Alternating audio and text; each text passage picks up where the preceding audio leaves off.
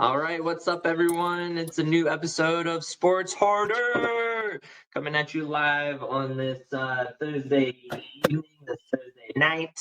I am your host, Maddie Lukewarm Ice, and my co-host for the evening, as always, is Chris, the Gorilla Fantasy Football Champion Binder.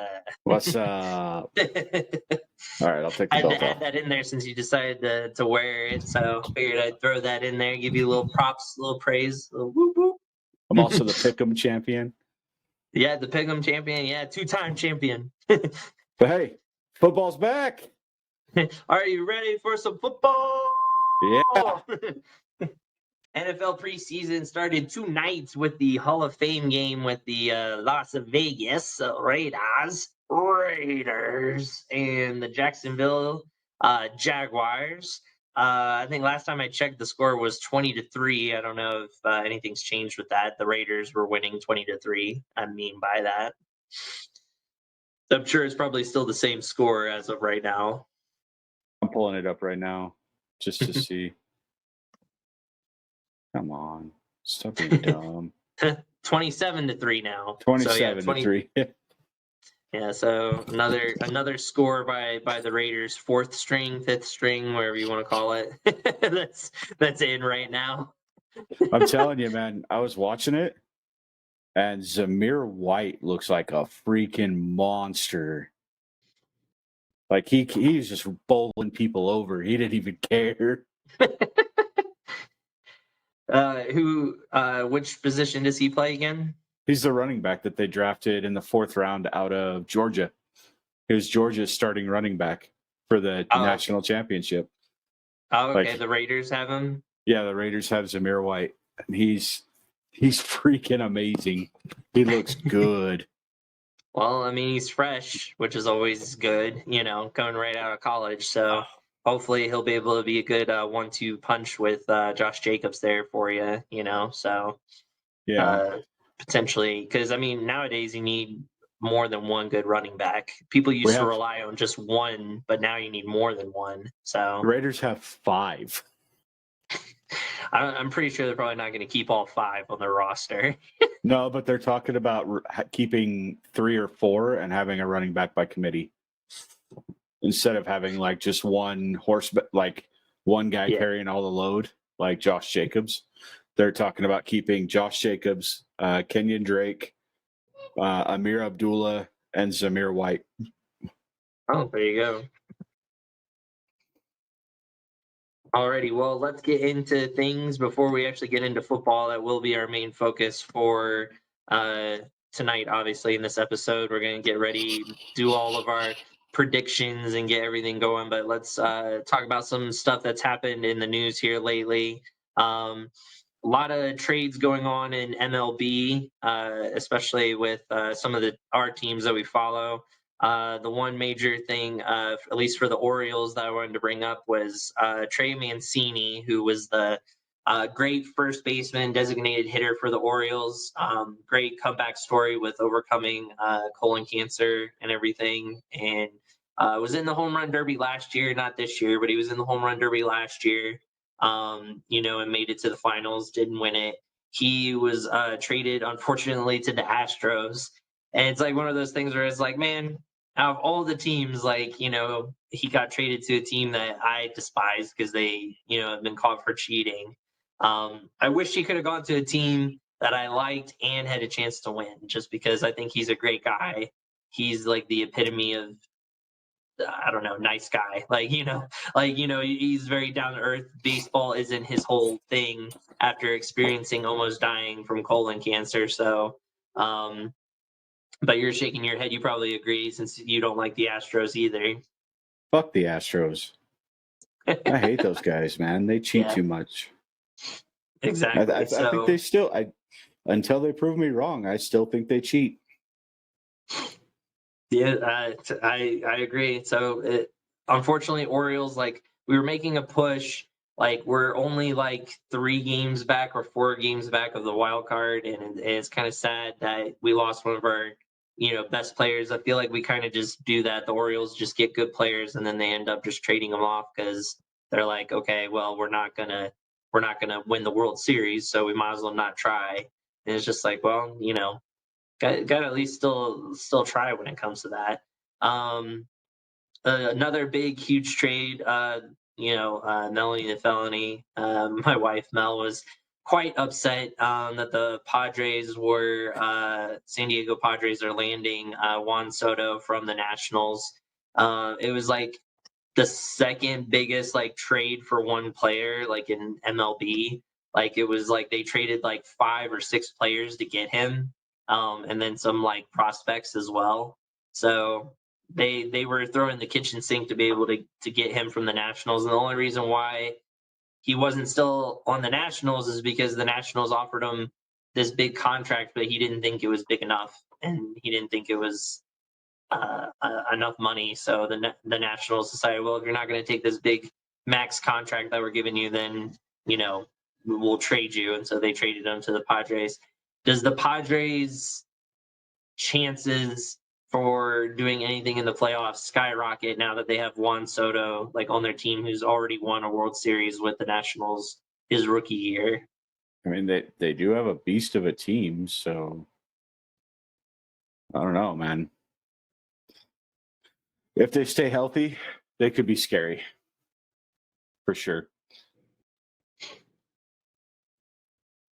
Do you think I guess worth trading like all those players and doing all that just to get him? Is that worth it to get him like over the hump, or it's still not really going to make that big of a difference because you got the Uh, Yankees and you got the Dodgers, you got these other teams, the Giants, that still like have all of their superstars that are already on their teams. I'd like to see the Padres actually do something. They've never done anything. Like they've never been a legitimate team because of the Dodgers and the Giants. They're in the same division.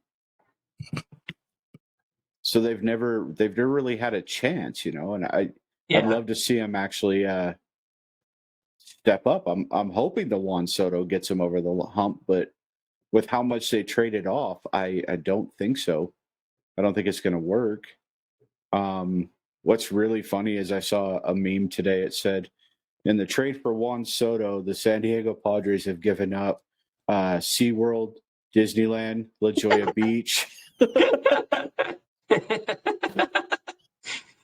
I thought it was funny. That's so funny.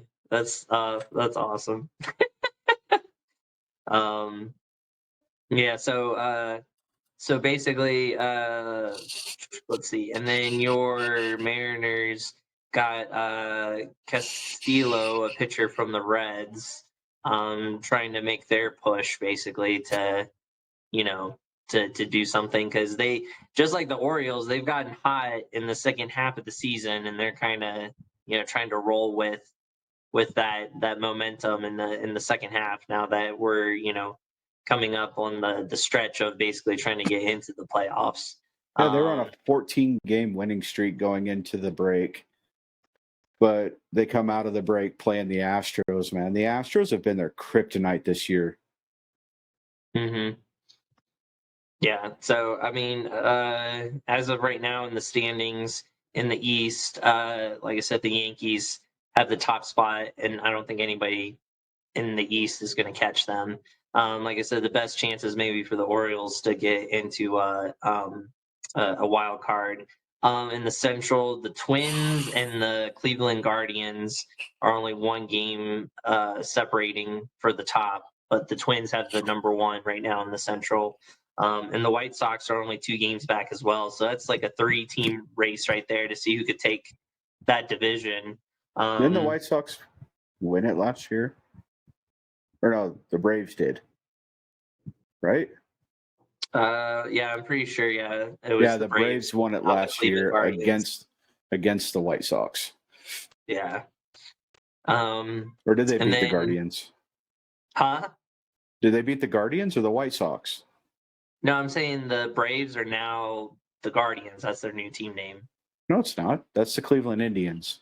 Oh, sorry, Cleveland Indians. Yeah. Yeah, the Atlanta Braves actually won the World Series last year. I think they beat the White Sox, but I can't remember. Oh,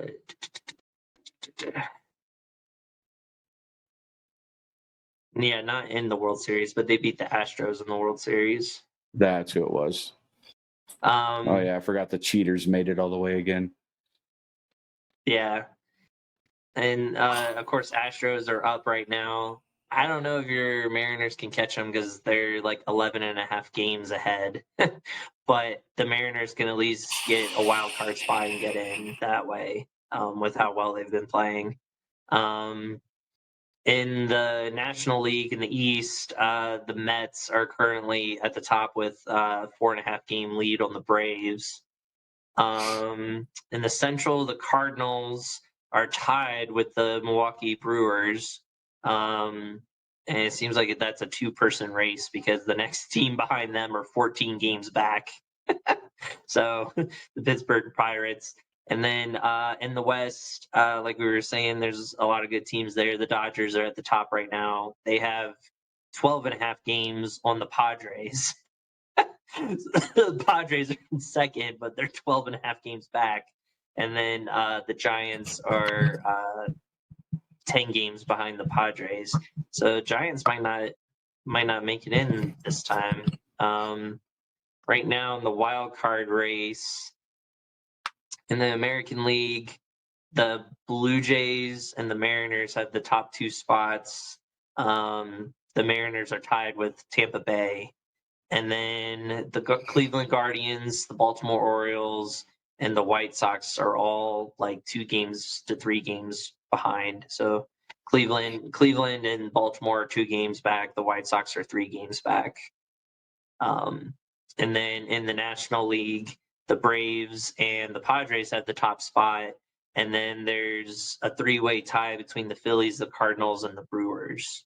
Because basically, depending who's going to take the division, since it's so close, is basically who's going to determine that gets in the wild card, because it's 2 teams that get into the wild card, right? Yeah.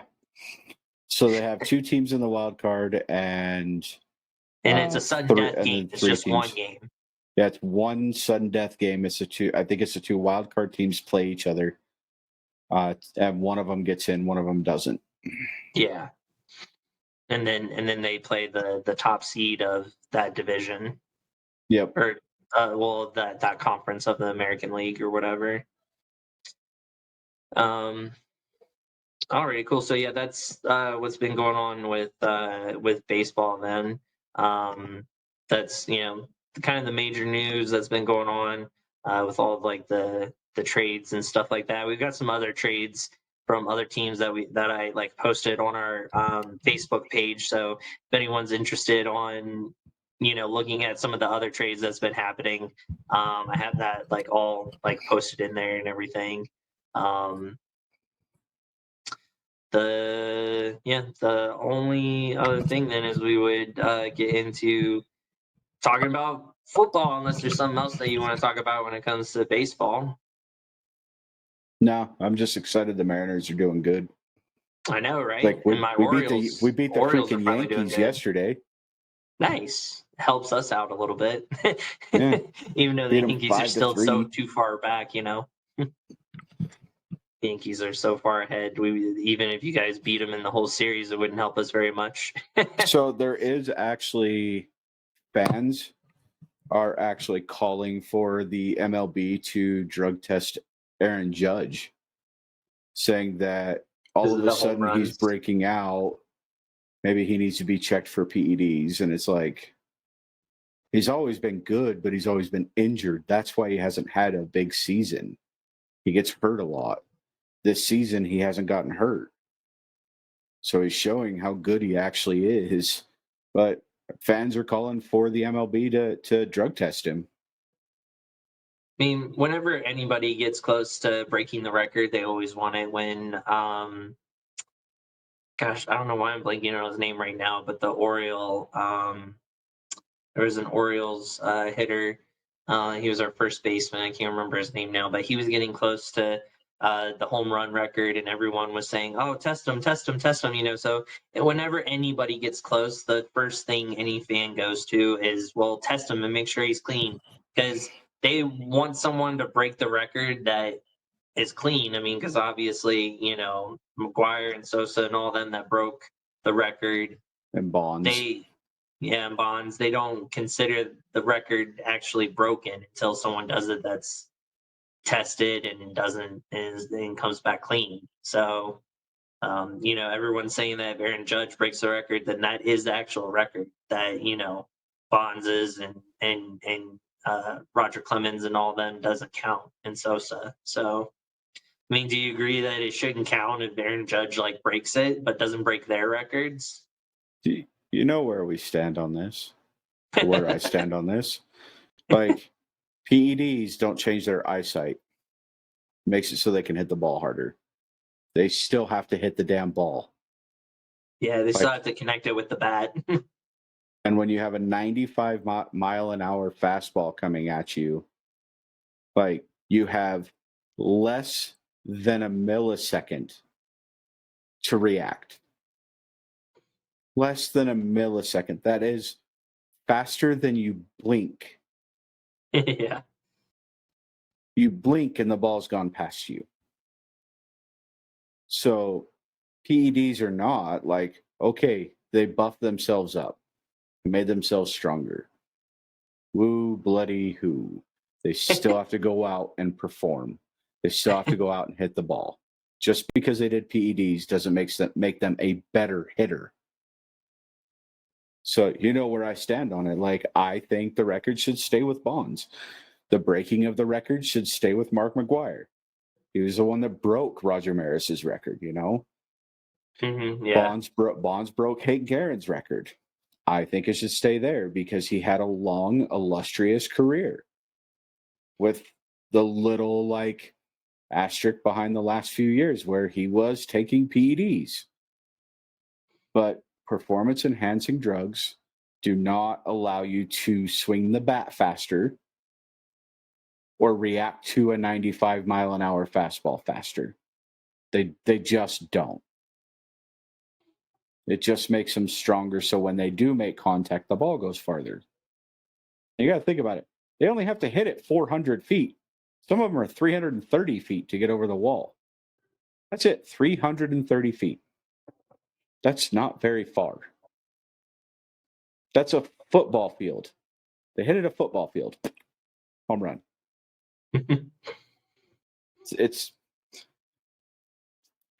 I've talked about this till I'm blue in the face. That's my stance on it. They still have to go out and perform. Yeah, I agree. So it'll be interesting to see what they kind of officially decide or say if Aaron Judge actually does it. I'm rooting for him. I think it's exciting to see it again.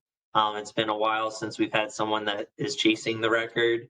There's a lot of pressure and a lot of stuff that comes with it, but it seems like it's not really bothering him. He seems pretty chill and relaxed about it. So and especially being a Yankee, you get 10 times more attention. That's Major League Baseball's team. That's like the essential Cowboys, of the NFL. It's like America's team is the Yankees, for baseball. So a lot of people love the Yankees. I hate them. Yeah, this is true. Factual.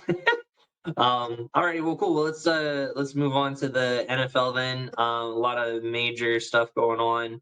I want to get into obviously kind of division stuff. Who we think is going to take the divisions. Rookie of the year stuff, MVP stuff. Stuff like that. But a couple things I want to bring up real quick before we get into all of that. Excuse me, a couple things that happened. One thing, Julio Jones signing a 1-year deal with the Tampa Bay Bucks. So Tom Brady, again, using his magic to recruit people to come play for him. I doubt Julio would have gone if Tom Brady would have stayed retired. Does this make them the top team in the NFC again? Like they're the team to beat with adding another weapon like that? Nope. No. Top team is a Super Bowl champion. I'm sorry. Top team in the NFC, top team in the NFL to beat is the Rams. If you beat the Rams in the playoffs, okay. then we can look at you. But the Rams beat the Bucks in the playoffs. So no, And the in the Bucks are regular not season. and in the regular season. So no, the Bucks are not the top team in the NFC. I don't care that they have Tom Brady or Mike Evans or Julio Jones. Leonard Fournette's not going to be playing. Rob Gronkowski retired for good. Like, no, they're not going to be the top team. They're going to be a very competitive team. They're probably going to win their division, but I don't see them even making it to the NFC Championship. All right. Sleeper pick for to pick up Julio now in your fantasy team? See a good one to pick up? No? No. He's going to get hurt in the third game. The third game? Gosh, you're got, like the kiss of death with that too. Like, don't put that juju out there. he's got bad feet. Like, he's still a hell of a receiver. The guy runs immaculate routes. He can catch any ball that's thrown at him, but his feet have been his problem the last few years. He didn't really do much with the Titans last year. He's had ankle issues. He's had toe issues. He's had plantar fasciitis issues. He's got a lot of issues with his feet. Yeah, that is true. It's definitely about staying healthy, but I'm kind of hesitant to pick him up. I don't think I would put him on my team either. So I'm glad we kind of agree with that. I mean, who knows if you really have to reach, if you have someone that's on a bye or something like that, you can maybe put him in, especially if the Bucks are going up against a bad team like the Lions or something. I could see Brady feeding him the ball more just for that sole reason, when it comes to that.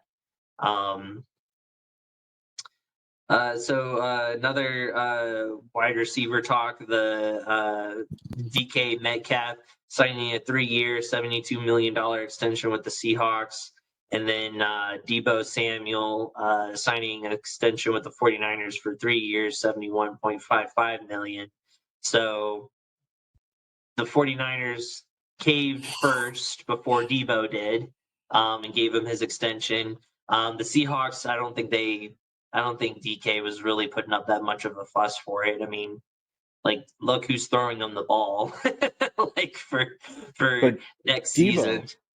Deebo, I called that our last podcast. You asked who's going to cave first, the Niners or Deebo, and I said the Niners because they need Deebo. Deebo doesn't need the Niners. Yeah, exactly. So again, I guess the question is DK Metcalf, okay, good for him, but I don't think that really matters because they got Drew Lock throwing on the ball. So I don't think he really is going to have that productive of a year. But Deebo always has a productive year, but with it being Trey Lance, what kind of year does it look for him coming into the season? The Seahawks have already stated that Geno Smith is their starter. Oh, okay. Well, Geno throwing him the DK, that's fine. I think it's worse. I think Drew Lock is a better quarterback. Yeah, as I say, I don't think that makes it any better. But yeah, for Trey Lance and the Niners, I mean, they've already said that Jimmy G is granted permission to, be, trade requests or whatever. But it doesn't seem like there's very many teams knocking at the 49ers doors to take Jimmy G. So, he has a $30 million contract. No team wants that. Yeah.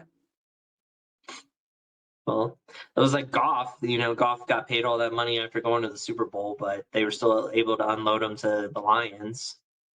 Yeah, because it was an equivalent contract between the Lions and the Rams. Stafford was making about the same amount of money with the Lions. That's why it was pretty easy for him to make that trade. But now Stafford makes much more money than Goff does. Yeah, a little bit. So, I mean, what do you think about Deebo, though, and his contract, and what kind of year is he going to be looking at with having Trey Lance? Because Trey Lance can run the ball and scramble more, so he's not going to be looking for Deebo like Jimmy was, because Jimmy wasn't like a mobile quarterback. Honestly, I don't know. Trey Lance, we got a very small sample size of who he is as a quarterback. Yeah. So we didn't really get to see, like, even in college, he didn't play much in college. So it's hard to really determine if he's going to be good because we don't know how accurate he is. But the Niners have found a way to play Debo, to utilize Debo, and he's honestly, I'd move him straight to running back and just let him go. He's better Yeah. than any running back that they have. Yeah, because they lost Raheem Morset to the Dolphins during the offseason. So I know they're hoping that their rookie running backs can be able to produce something, but I don't think Debo has as productive of a season with it being Trey Lance. It'll be interesting because he's got to build that chemistry up with them, But I think it was smart of the 49ers just to give him what he wanted, just because he is, like you said, that Swiss Army knife where he, running back, catch out of the backfield. His yards after catch, I think, was number one uh, last year. So that he's worth like every penny, and having him go to another team just would have hurt the 49ers chances even more to try to compete with the Rams, having that same division. And sticking in that same division as well, the Arizona Cardinals signing Kyler Murray to a 5-year extension worth 230.5 million, and everyone was making fun of Kyler Murray because of some of his requirements in his contract. Like one of them was to have 4 hours of personal study, I think like per day. Um, and so everyone was like, making these memes of like, oh, he has to be in bed by 11 and he has to get his homework done. And like, he's got to get straight A's and stuff like that. And a lot of people were criticizing him for it, saying that, I guess you don't work hard enough or study well enough. They wouldn't put that in your contract if you did it well. And, he took that very personally. So finally, the Cardinals, eventually, after weeks of him being taunted and made fun of, the Cardinals removed it out of his contract, and it's not a requirement anymore because they said it was a distraction. So do you think it was smart of the Cardinals to even have it in there in the first place, or is it on Kyler Murray because he didn't obviously, he wasn't doing what he was supposed to do, or they wouldn't have put it in there to begin with? Sorry, my daughter texted me. I think the Cardinals made a mistake. Period. End of story. By putting Like, it in there. no, period. Oh. Why are they paying him $230 million when he hasn't proven a damn thing?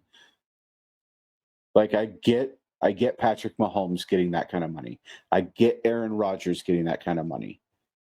I don't understand Deshaun Watson or Kyler Murray getting that kind of money. Like, they haven't proven shit. That's the reason the Ravens haven't given Lamar Jackson that kind of money. Lamar Jackson is a better quarterback than both of them, I think. And I don't even think he's that good of a quarterback. I've said that many, many times on here. Kyler Yeah. Murray's not a good quarterback. He's too small for that position.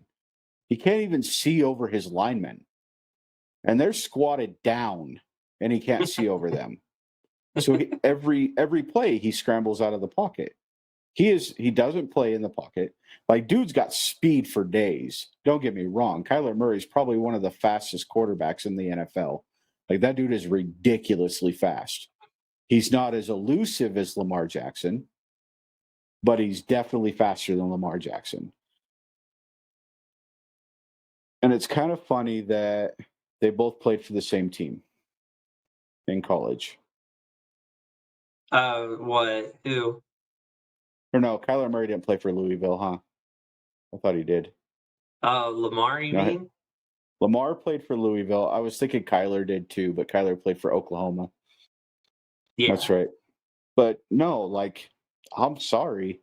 I don't think they're worth the money. I think the Cardinals made a mistake putting that much money on him.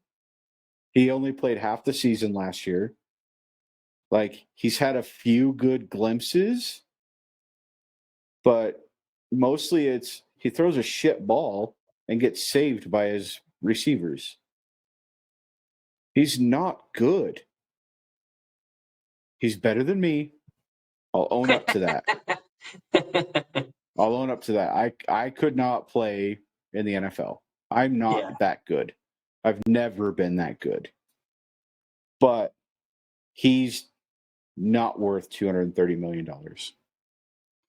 Yeah, I think it's they kind of jumped the gun with that. I think they should have had another year of him trying to prove, like you said, like the Ravens are kind of doing the same with Lamar. With that, be like, hey, this is your year to prove it. Yeah, I think they kind of made a mistake with that. I think they kind of jumped the gun with trying to say that he's the franchise. He's the future or whatever. I don't think he could ever lead them to a Super Bowl. So. I could be wrong, but I just, couldn't see that happening in the future, for him being on that team and being able to lead them.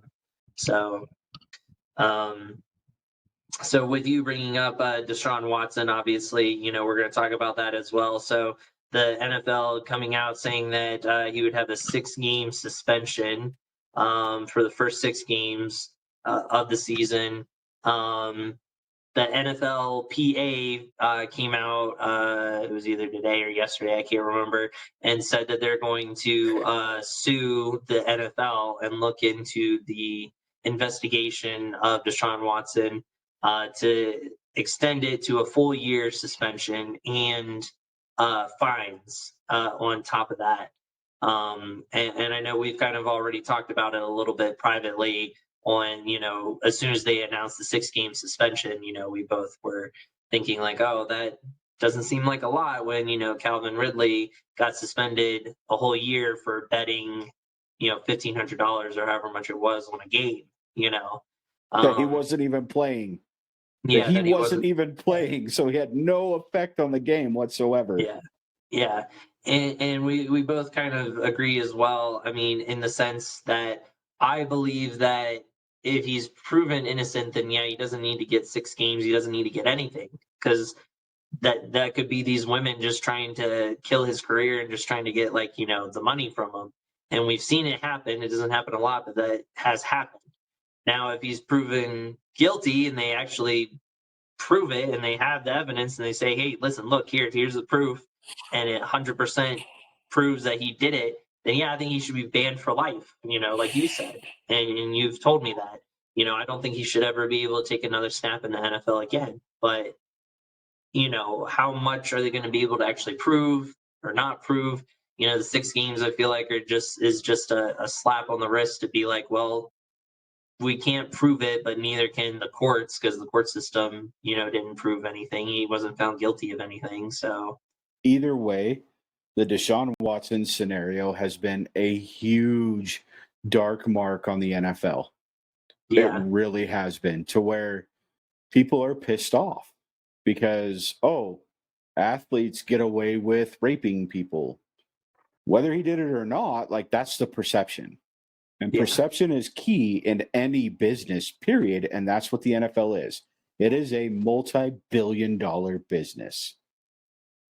And you're letting this dark mark on your business continue.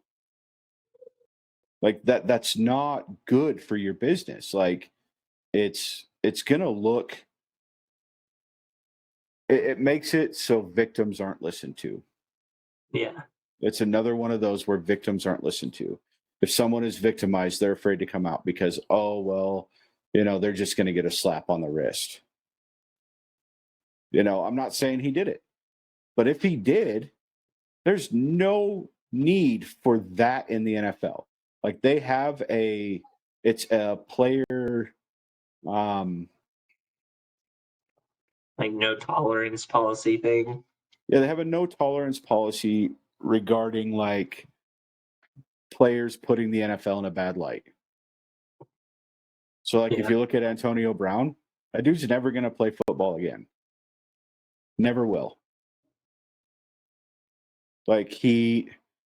It's conduct. Yeah, it's player conduct.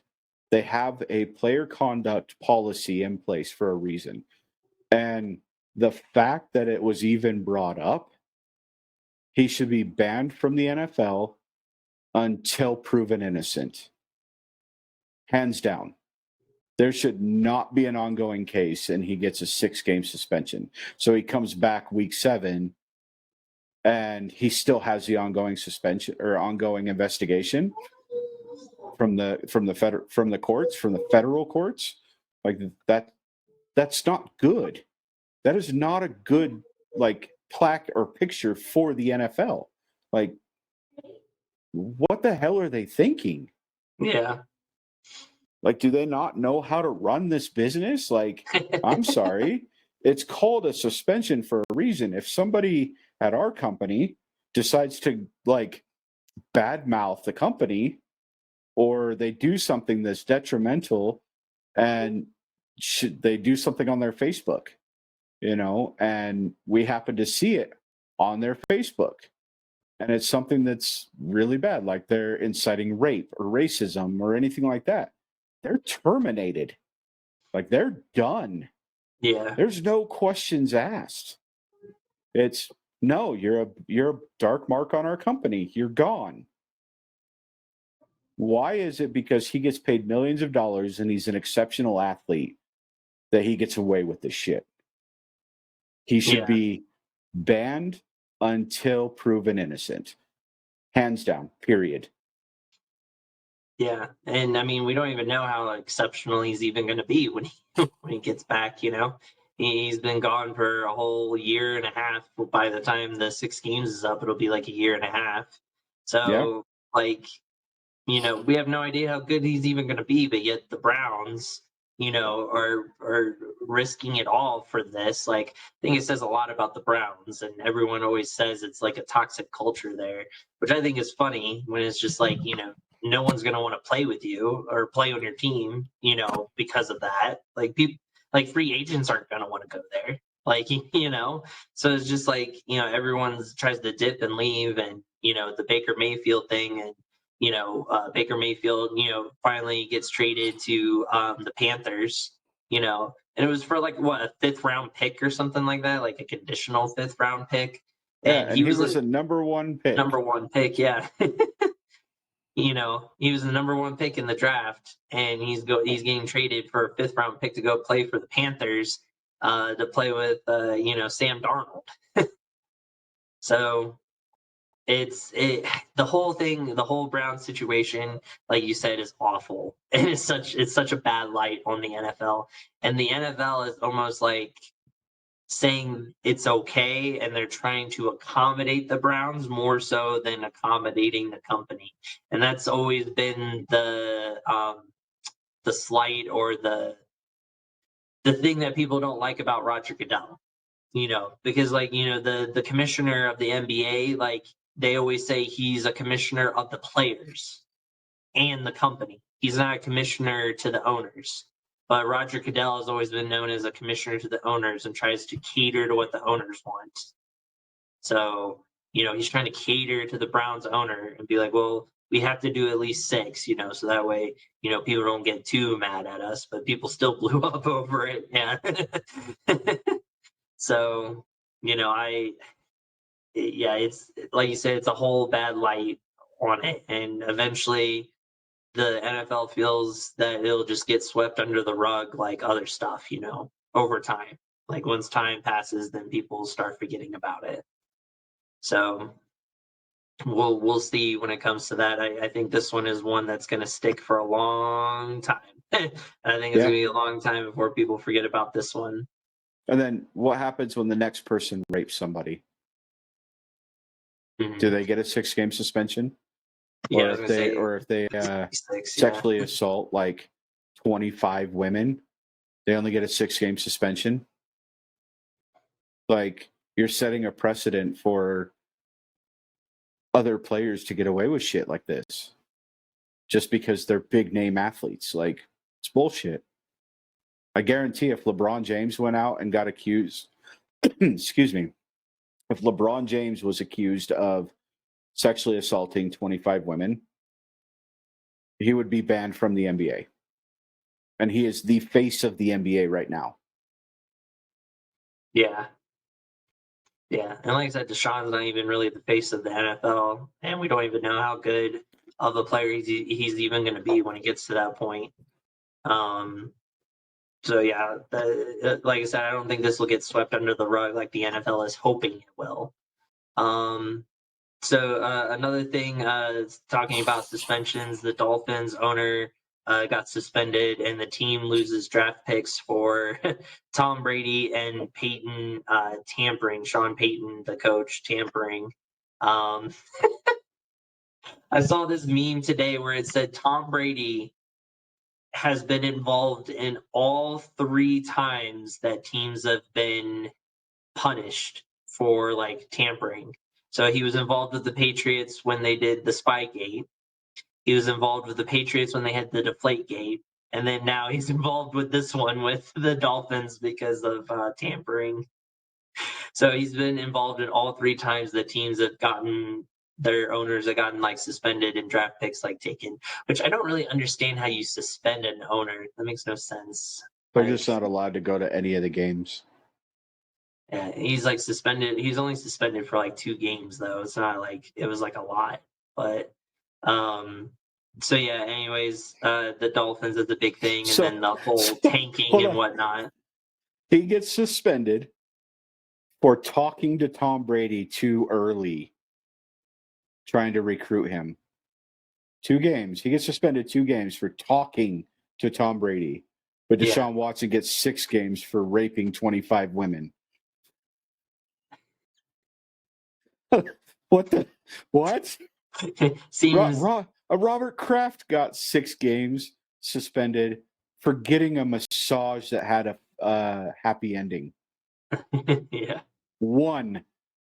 But he paid for the happy ending. He didn't sexually assault the woman.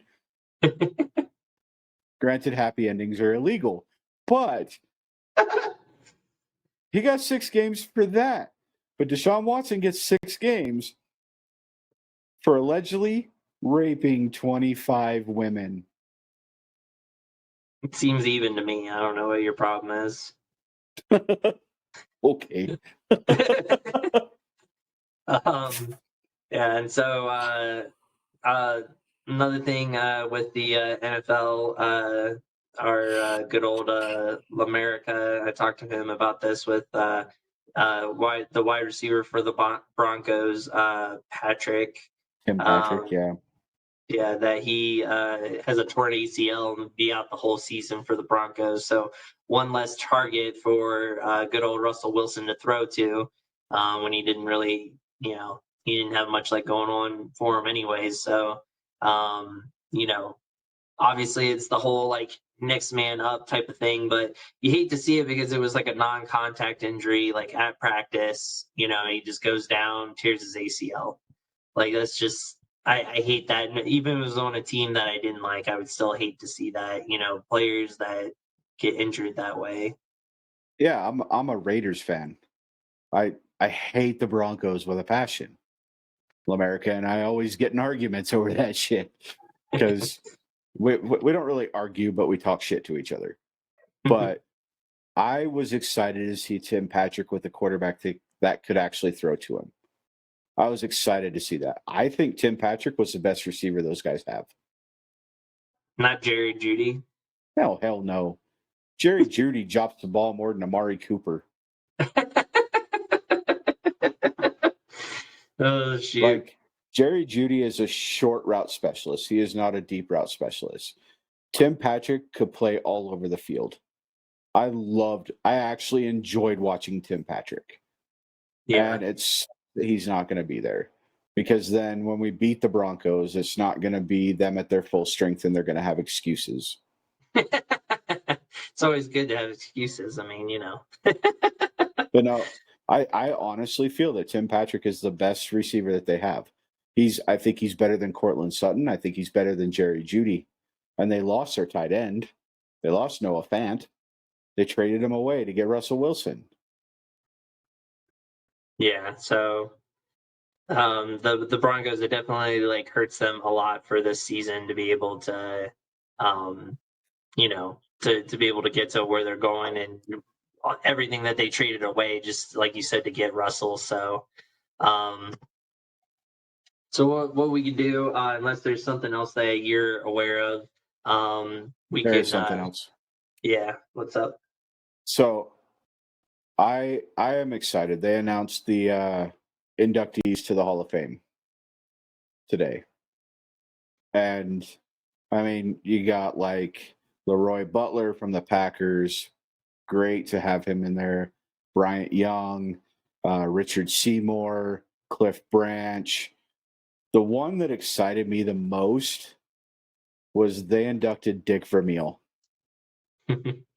I think that is amazing. He was very deserving of that. Like, he turned 3 franchises completely around.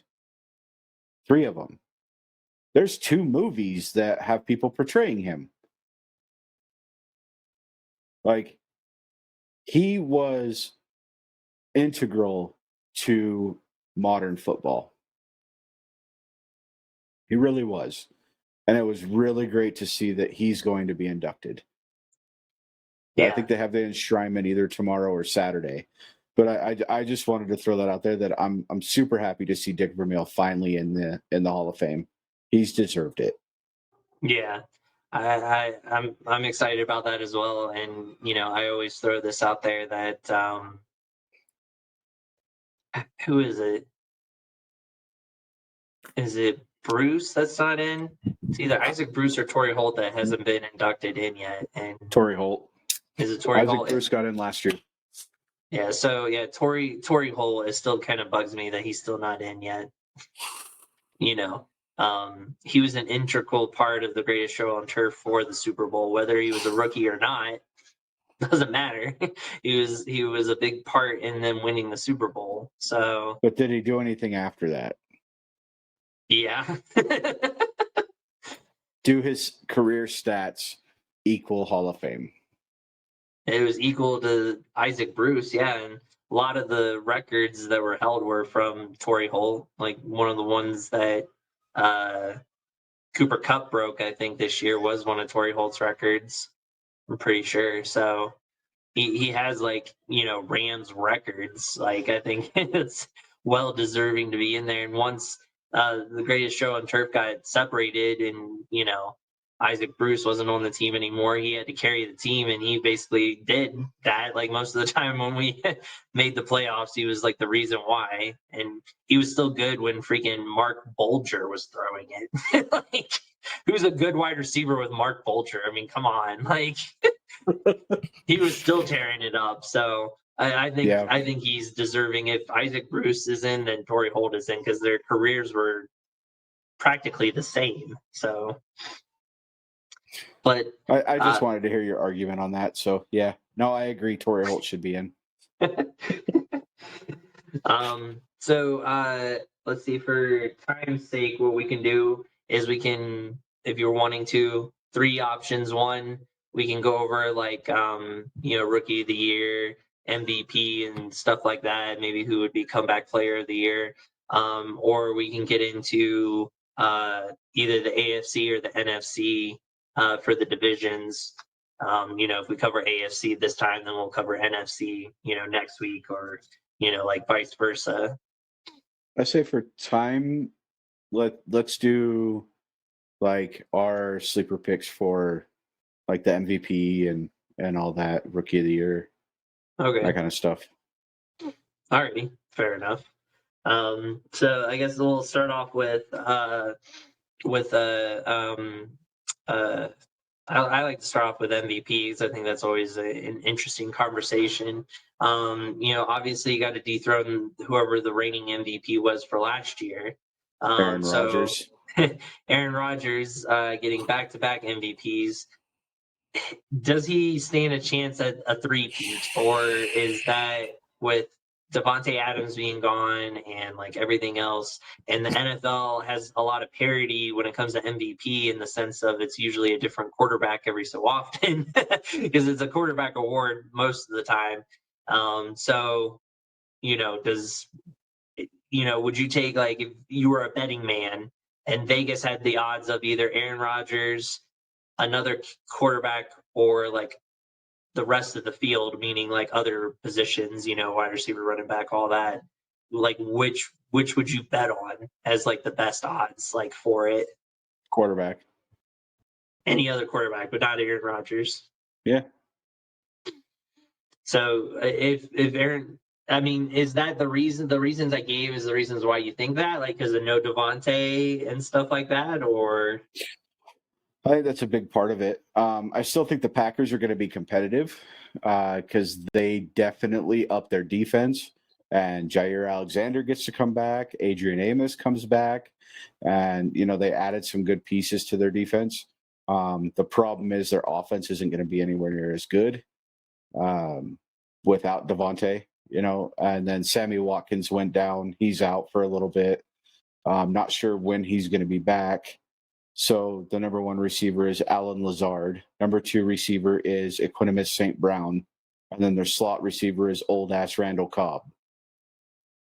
So they have that Aaron rookie Rodgers, that they got in the draft, yeah.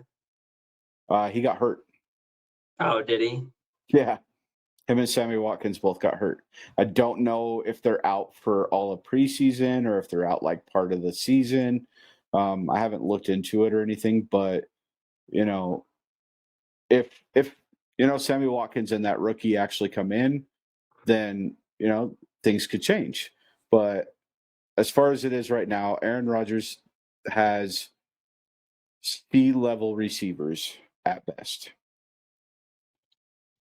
But I mean, it is Aaron freaking Rodgers, like arguably one of the best quarterbacks to ever play the game.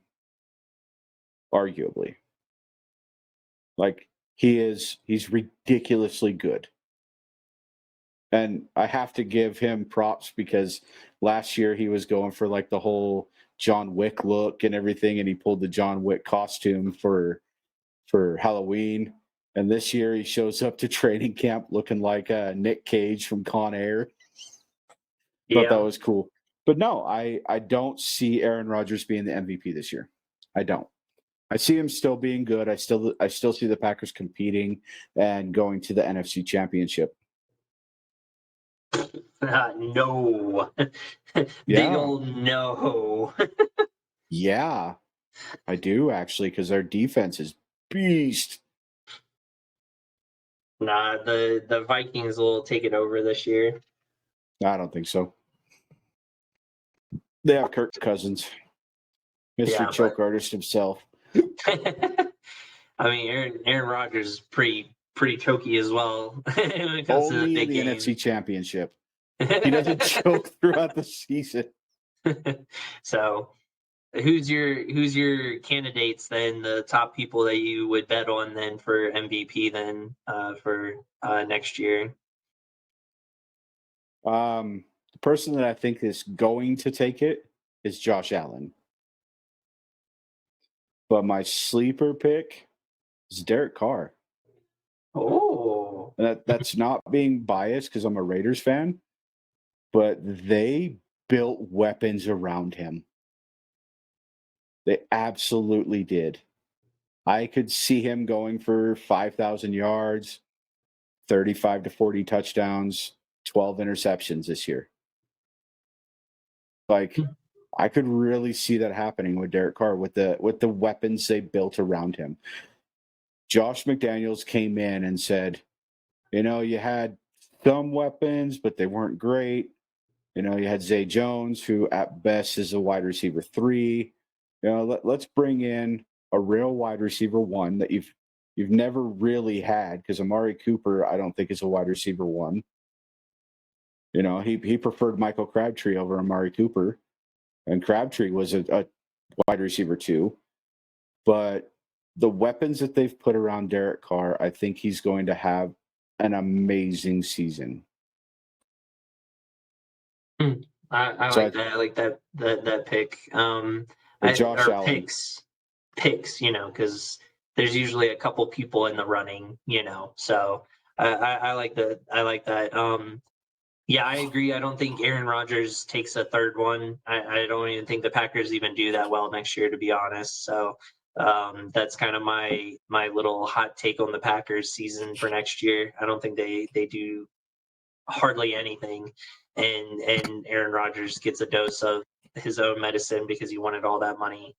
But yeah, Josh Allen, they've been hyping him up so much that I really do think that he could take it, especially because of the, obviously the playoff game against the Chiefs and everything, with what happened there.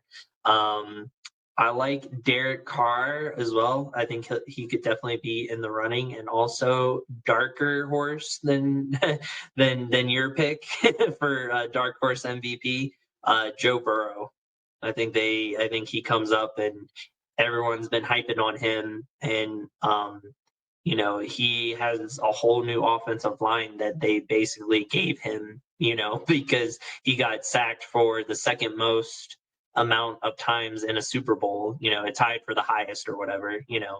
Um, so they basically said, well, you got all the wide receivers and running back and stuff like that. We just need to put some offensive linemen in there for you to protect you. And they did that in the offseason. They loaded up on offensive line for him. So I think if he gets the protection that he needs with the numbers that he put up last year with a crappy offensive line, that he probably could blow up and be in the race this year.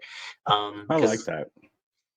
I think everybody's kind of on him right now, hyping him up. It's usually the people that they hype up a lot that are in the MVP race. So Do you know, I'll throw in my darker horse pick. okay. Simply because the team spent the most money in free agency that any team ever has for guaranteed money in the NFL history. And I think a good, really dark horse, if he plays well and has a good sophomore season, is Trevor Lawrence. That could be interesting, especially with the new head coach and like a new scheme and a new system.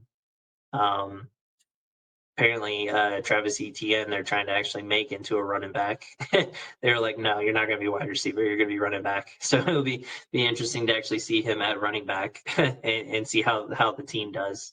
And you're right. Yeah, they spent a whole lot of money to bring in wide receivers for him. $175 million in guaranteed money going out. Gosh. 175 million. That is freaking insane. That's just this year. That's not the contract guaranteed money. That is just this year, 175 million guaranteed going out. Just on free agents. Yeah. But I mean, I could see an emergence of Trevor Lawrence like there was of Joe Burrow in his sophomore year last year. Mm-hmm. Yeah. The days of the sophomore slump are going away. It's going away, huh? Yeah, unless you're Kyler Murray. Oh shoot. All right, so now let's get into our offensive rookie of the years and defensive rookie of the years. Since I had you start with your MVPs, I'll start with mine. I really do think that Aiden Hutchinson for the Lions, even though he's on the Lions, I really do think he could win defensive rookie of the year. Like, I think he'll be that impressive that he'll be like the only shining thing like on that team, like especially like defensively. He could pull like a Micah Parsons and just just blow up and be really good. So that would be my pick for defensive rookie of the year. I really feel that's going to be he's gonna blow it up. Offensive rookie of the year, I don't know, because I feel like that's almost like a quarterback driven one as well. I feel like Pickett, like for the Steelers, like I feel like he can maybe win it for him because he would actually like start. He's one of the rookie quarterbacks that'll actually start and play. Sometimes a wide receiver can get it. I just don't know any of these top wide receivers that are on a team good enough to actually like have the quarterback like get the ball to him enough, to be able to win like offensive rookie of the year. I'm trying to like look at some of the picks in the draft for like wide receiver. Like, some of these like seem like really good, wide receivers, like Drake, London or Landon or whatever. Like he went to the Falcons, and it's just like, who's going to be throwing him the ball? Chris Olave going to the Olave. Saints. Olave, sorry. And then like Jamison Williams, I think is a great wide receiver, but he's playing for the Lions. So you got Goff throwing it to him. So I just don't see any of these wide receivers really being able to take it. So I feel like almost, Kenny Pickett is going to be like, the one that'll be able to take it as like an offensive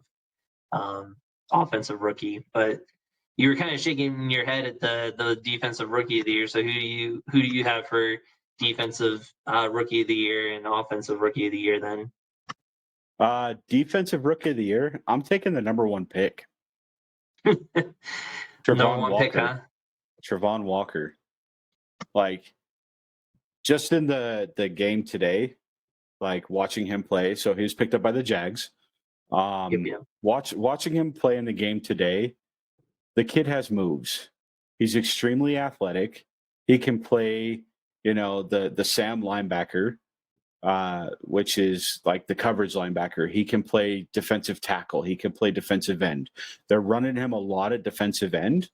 And I mean, he was making veteran linemen look silly, like good veteran linemen. Like Colton Miller wasn't playing, but they had what's his name? Brandon Parker. They had Brandon Parker playing. Brandon Parker's a pretty good tackle. He's not amazing, but he's still pretty good. The guy has great footwork, and this kid, he was looking good. Like his moves, his patience, like he was good on the run. He was good in pass rush. Like he's not just a pass rusher. I really think I could see him actually having probably 12 to 15 sacks this year. He's that good. Just watching him play, I was super, super impressed with him and his skill set. So, yeah, I think he's going to be the defensive rookie of the year. Offensive rookie of the year, the reason I was flipping you off is because I was going to pick Kenny Pickett. Because I think Mitch Trubisky lasts 3 games and they're like, nope, you're out. And they throw Kenny Pickett in. And I think Kenny Pickett goes off and actually, I don't think he takes the Steelers to the playoffs, but I think he has a good season. I could see him like 3,000 plus yards, maybe 15 to 25 touchdowns with like 15 interceptions. I could see him actually being a game changer for the Steelers. I mean, it's his hometown. My dark horse behind that was Chris Olave, because Chris Olave is pretty solid, and they have Jarvis Landry and Michael Thomas on the Saints. So who are you going to guard? You're going to shut down Michael Thomas. I mean, yeah, you have Jameis Winston throwing you the ball. But Jameis Winston really isn't a terrible quarterback when he gets out of his damn head. He's not the greatest quarterback, but the dude put up a 5,000-yard season, and he had 30 touchdowns. He had 30 interceptions with it because he's not very smart with the ball. Yeah. But watching him play with the Saints last year, the times that he got to play and everything, like he didn't look terrible. He actually looked a lot more poised in the pocket. He was more patient on getting the ball out of his hand. He wasn't immediately he wasn't going, first read and then I'm running. He was actually progressing through his reads. And then if he didn't see anything, he'd look for the check down or he would take off. So I see Jameis Winston maturing a lot. And that's why I kind of want to throw Chris Olave up there, because I think Chris Olave is going to be big. But The last time I picked a receiver, they got hurt in the first game, and they've sucked their entire career. And that was Jalen Reagor. Yeah. You remember that? Yep.